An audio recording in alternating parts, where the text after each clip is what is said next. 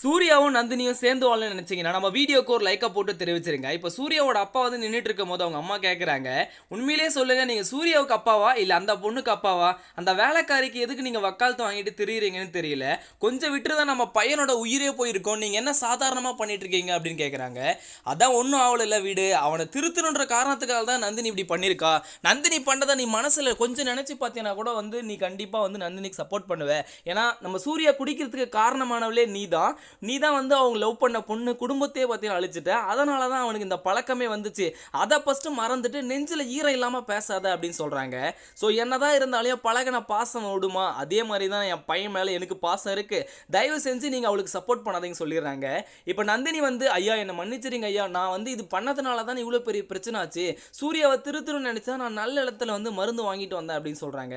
So பரவாயில்லம்மா விடு, இதுக்கெல்லாம் நீ ஃபீல் பண்ணாத அப்படின்னு சொல்லவும் அதை நம்ம வேலைக்காரி பார்த்துடுறாங்க. அதாவது யார் வேலைக்காரி, இந்த அர்ச்சனா வச்சாங்க இல்லையா, அவங்க தான் பார்த்த உடனே பார்த்தீங்கன்னா முதலாளிக்கு விசுவாசமாக இருக்கணும்னு சொல்லிட்டு உடனடியாக ஃபோன் பண்ணி சொல்லிடுறாங்க, இந்த மாதிரி இதுக்கு மேலே மருந்து கொடுக்குறதில்ல நான் இது மாதிரி அப்படின்லாம் சொல்லிடுறாங்க. ஸோ இப்போ சூர்யா கிட்ட போயிட்டு விவேக்கோட ஒய்ஃப் என்ன சொல்கிறாங்கன்னு பார்த்தீங்கன்னா, தயவு செஞ்சு உங்களுக்கு பொண்டாட்டி இருக்கான்னு வந்து நீங்கள் வந்து நினச்சி பாருங்கண்ணா, எவ்வளோ கஷ்டப்பட்டா தெரியுமா நந்தினியை கொஞ்சமாச்சு உங்கள் மனசில் நினச்சி பாருங்க அப்படின்லாம் வந்து சொல்லிட்டு போயிடுறாங்க. சூர்யாவோட உயிருக்கு எந்தவித ஆபத்தும் இல்லைன்னு தெரிஞ்ச உடனே பார்த்தீங்கன்னா கோவிலேருந்து டேரெக்டாக வந்துடுறாங்க நந்தினி சூர்யாவை பார்க்கறதுக்காக. பட் இப்போ தான் வந்து அந்த அம்மா வந்து பயங்கரமாக பிரச்சனை பண்ணுறாங்க. நீ எதுக்காக என்னை இந்த பையனை பார்க்கறதுக்கு வந்த, அவனை கொலை பண்ணுறதுக்காக துடிச்சுன்னு இருந்தே நீ தான், இவ்வளோ பெரிய பிரச்சனை ஆகிட்டும் இந்த வீட்டுக்கு வரணும்னு நினைக்கிறியே, இது எல்லாத்துக்கும் காரணம் என் வீட்டுக்காரர் தான் அப்படின்னு பார்த்தீங்கன்னா சொல்லிட்டு இருப்பாங்க. ஸோ இதுக்கப்புறம் என்ன நடக்க போகுதுன்னு பார்த்தீங்கன்னா, நம்ம சூர்யாவை எப்படியாச்சும் வந்து குடிக்க வைக்கணும்னு பார்த்தீங்கன்னா வீட்டில் இருக்கிறவங்களாம் பிளான் பண்ணுறாங்க. சூர்யா குடிக்கவே கூடாதுன்னு பார்த்தீங்கன்னா கடவுளை நினச்சிட்டு இருக்காங்க நம்ம நந்தினி. இது ரெண்டுத்துக்கும் இடையில பார்த்தீங்கன்னா அர்ச்சனா, எப்படியாச்சும் சூர்யா குடிச்சாதான் நமக்கு பிடிக்கும், அவன் சூர்யா குடிக்கிறதுனால தான் நான் அவனை கல்யாணம் பண்ணிக்கினே நினைச்சேன் அப்படின்னு பார்த்தீங்கன்னா முட்டாள்தனமாக யோசிச்சுட்டு இருக்காங்க.